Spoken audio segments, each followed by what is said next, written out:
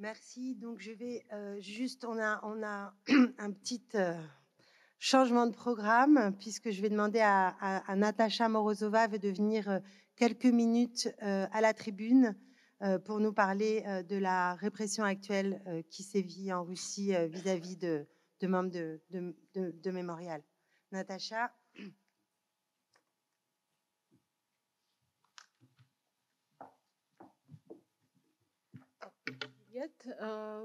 Merci pour l'invitation et bonjour à toutes et à tous. Et donc, merci de me donner cette possibilité de consacrer 2-3 minutes au procès de notre coprésident du Centre de défense des droits humains Mémorial, Oleg Orlov. Donc, peut-être vous connaissez déjà un peu de détails. Donc, comme vous savez, en février-mars 2022, selon les données de OVD Info, il y avait à peu près plus de 19 000 personnes qui étaient détenues au cours de manifestations solitaires, donc les piquets solo avec des pancartes, parce qu'ils ont protesté contre la guerre. Mais les autorités russes ont très vite adopté les lois répressives qui interdisaient toute l'expression contre la guerre. Et donc, les répressions, c'était plus possible de sortir à la rue. Donc, et à ce jour, il y a 262 personnes qui sont déjà condamnées à prison ferme pour protester contre la guerre. 785 personnes, 95 personnes, pardon, donc les procès encore en cours, et c'est seulement les données des personnes qu'on connaît, que les défenseurs des droits humains ont des données, parce qu'il y a beaucoup. Il n'est pas rare que les personnes détenues pour les messages sur les réseaux sociaux ou dans les chats choisissent la stratégie de refus et de défendre un soi-disant accord avec l'enquête et pour recevoir amende plutôt que d'aller en prison. Donc, on ne connaît pas le nombre de personnes qui choisissent cette stratégie-là, mais on a des avocats qui disent que dans les régions, c'est pas du tout rare, et donc on ne connaît pas le nombre de personnes qui sont persécutées juste pour protestation contre la guerre. Mais parmi ces 19 000 personnes qui ont sorti pendant les premières semaines après le 24 février, il y avait le coprésident du Centre de défense des droits humains, Oleg Orlov. Donc, il a sorti à 5 reprises, il a sorti à la rue de Moscou avec des pancartes. Et à 5 reprises, il était persécuté et les amendes lui ont été infligées.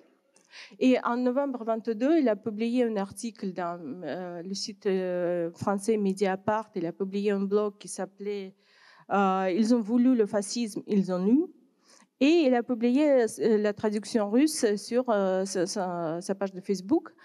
Et c'est pour ça. Donc, à part des lecteurs fidèles de Mediapart, personne d'autre n'a lu cet article, jusqu'au moment que le comité d'enquête russe ont décidé d'en faire une promotion et ouvert le dossier contre Oleg Orlov pour discréditer à plusieurs reprises l'action des forces armées russes. Donc, Orlov a profité de son procès pour parler des prisonniers politiques en Russie et pour parler des militants contre la guerre. Et dans l'atmosphère de silence total, sa voix était vraiment très forte. Et la défense de Orlov a insisté qu'il a agi en état d'extrême nécessité, parce que c'est quand même une personne qui a protesté déjà en 1979 contre la guerre en Afghanistan, qui a soutenu dans les années 80 le Solidarność en Pologne, qui a vu et qui a fait des rapports sur les atrocités commises par l'armée russe en Tchétchénie. Donc, pour une personne comme ça, c'était pas possible de ne pas protester contre la guerre comme il savait de quoi s'agit-il. Mais contrairement à ce que dit la défense, le parquet a insisté pour que l'examen psychiatrique soit fait sur Orlov, car le parquet a observé chez Orlov un sens aigu de la justice, une absence d'instinct de survie et une affectation devant les citoyens. Et le parquet lui a semblé que Orlov se considérait comme soit Georges Dimitrov dénonçant le fascisme, soit quelqu'un d'autre se rendant au Golgotha. Donc, on ne sait pas qui d'autre.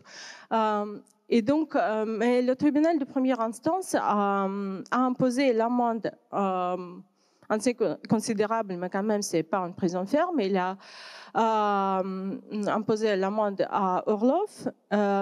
Et dans la Russie moderne, c'est presque acquittation.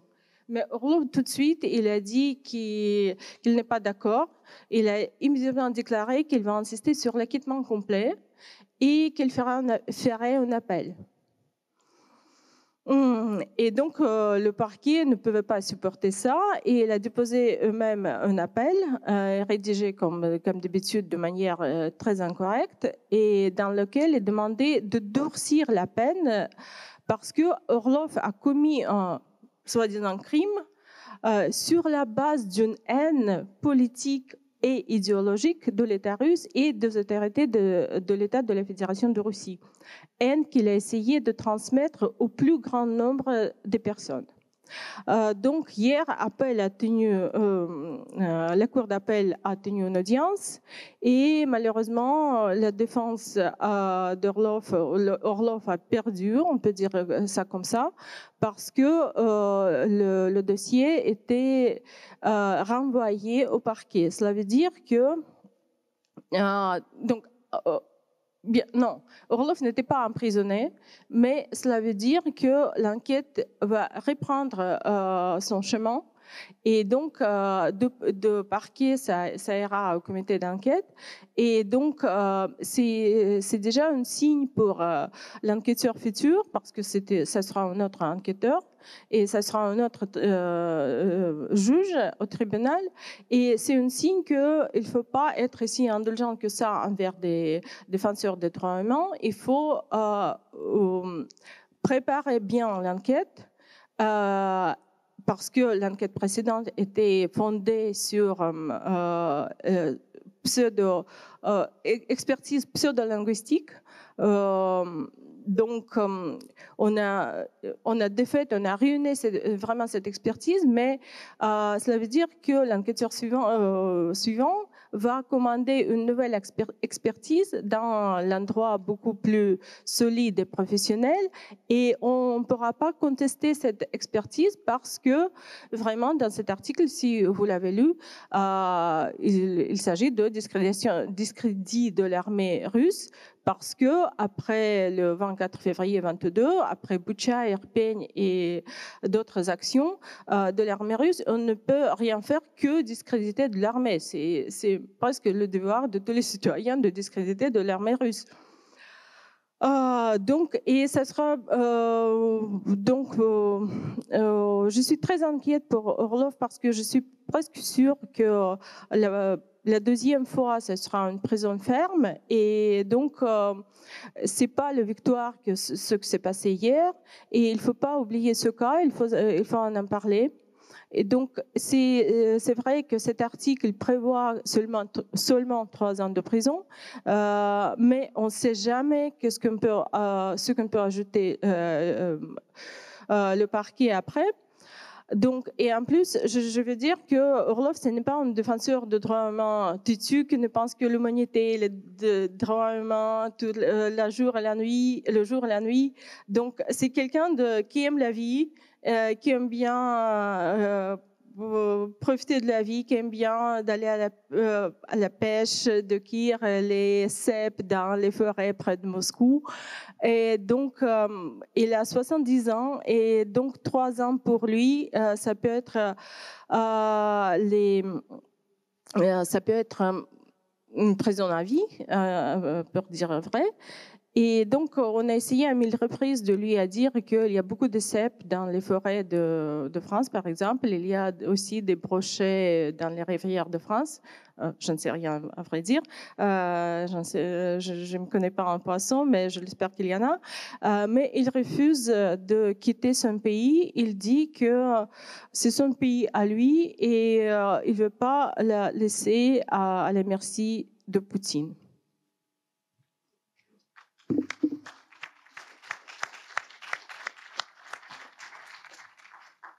Merci beaucoup, Natacha. Donc, juste pour présenter Natacha Morozova. Natacha Morozova, ancienne étudiante à l'EHESS, et était à Moscou avocate de Mémorial et continue aujourd'hui d'être avocate de Mémorial pour dire que l'action de Mémorial continue non seulement dans son travail de réécriture de l'histoire et de diffusion de cette histoire, mais aussi pour la défense des droits humains sur place, in situ, en Russie.